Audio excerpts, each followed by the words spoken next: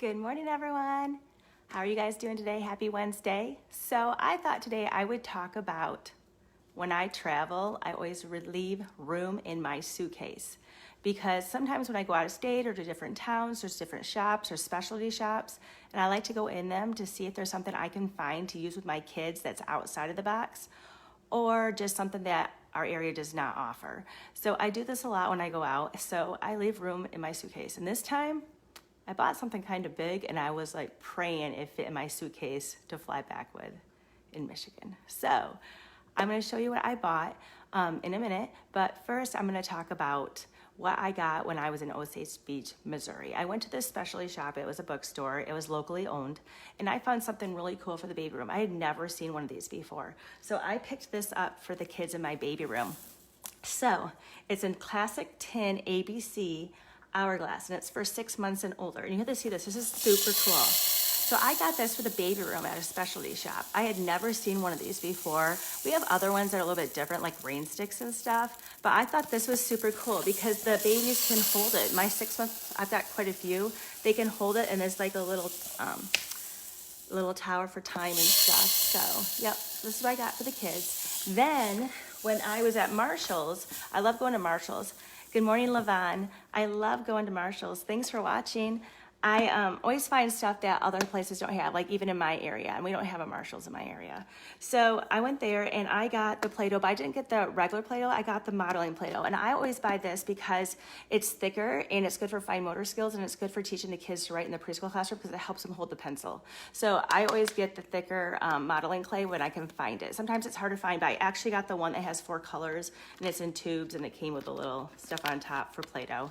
So I got that. So I got 2 of them, one for each preschool classroom.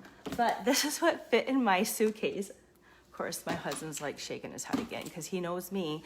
I'll never forget the time I went out on the East Coast before I ran my half marathon and we went to IKEA. You should have seen all the stuff I shipped back in my suitcase on the plane. My husband's like, that is not gonna fit. How did you get that in there? I'm like, it'll fit, I don't care, it'll fit. I'll keep my clothes here if I can take the stuff back from IKEA because that one was like 3 stories high.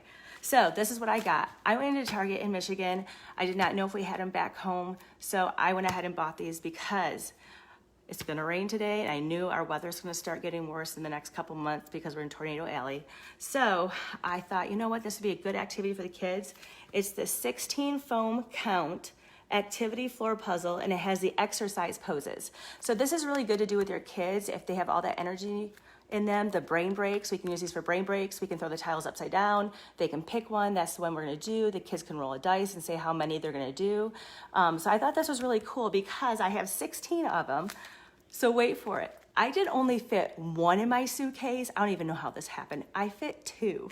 So the second one is different. So my daycare center, the kids do yoga. We've got videos, we've got music. The teachers have cards they go through. Well, now we got yoga tiles.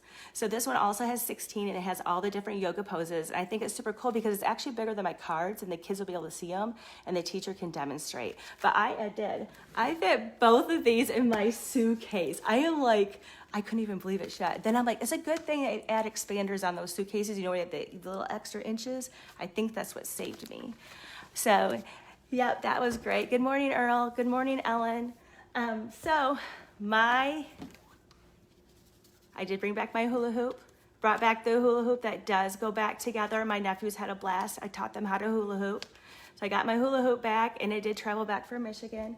So I want to tell you what happened yesterday. So, you know, when you have a daycare center, there's a lot of liability and stuff. And so sometimes things happen in the daycare center and you cannot figure out how the heck did that happen? Well, yesterday, this is really weird. We had a little boy that moved up from my 3-year-old classroom into my preschool classroom. And a couple months ago, Mom was like, man, a couple of weeks ago, she goes, I noticed like from a month or 2 ago, he had these marks on him. And I'm like, what are you talking about? She's like, well, on his hip, on his bone, it doesn't hurt him. He has this bruise. And then on his back, he has one. And she goes, I don't understand. And I'm like, we looked at all the equipment. We could not figure it out. We moved him down for a little bit back to the 3-year-old classroom. The marks went away. Well, then we put him back in the preschool classroom. And I'm thinking, what the heck is going on? And we have cameras and we cannot figure it out. So yesterday, the marks appear back and he's back in the preschool classroom. So we finally asked him, I am like, where are you getting that? How come you have a mark right here on your hip? Show me. And I'm like, how come you have a mark on your back? And he goes, I tickled myself. And we're like, what? And he goes, I tickled myself. And I'm like, well, what did you use to tickle yourself? And then he says it, and I'm like, you got to be kidding me. I did a live on this. I did a live on this toy I bought for the kids at the daycare center months ago.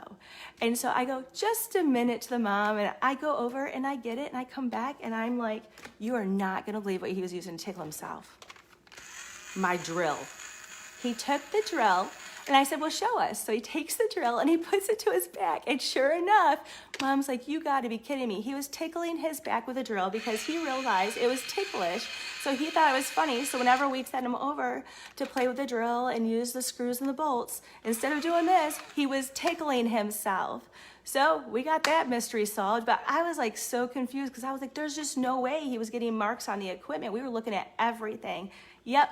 So now we got a kid tickling himself with a drill. Now we know we have to watch him, and now we know where the marks came from. And she goes, that set's not in the other classroom. And I said, no, because the pieces are too small and I didn't want a choking hazard.